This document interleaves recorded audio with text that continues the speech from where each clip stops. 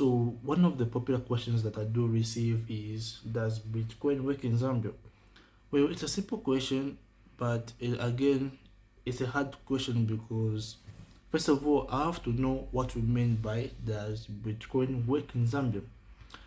First of all, before we can actually answer that question, we need to understand what a cryptocurrency is and how different it is from normal currencies called fiat. So Bitcoin is a cryptocurrency, and one advantage or features of cryptocurrencies is that they have no boundaries. We can actually use cryptocurrencies anywhere. Like all you need to do is simply have a phone, a computer with internet access, and you're good to go. Now the question is, does Bitcoin work in Zambia? So as I said earlier on, cryptocurrencies have no boundary limits whereby, for example, you can only use kwacha in Zambia. If you go to Malawi, you have to change your currency. You go to USA, you have to change your currency. But when it comes to cryptocurrencies, they work everywhere.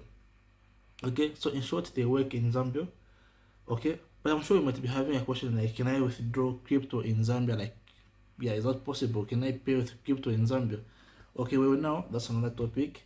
Yes, Bitcoin does work in Zambia, but you can't expect to pay with crypto in Zambia. Like, you can't go in a shop and request to pay with crypto.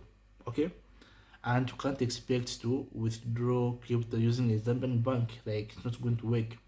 Okay, so if you've got questions about Bitcoins regarded in Zambia, I actually have got a video on that. A video I made about is Bitcoin legal in Zambia.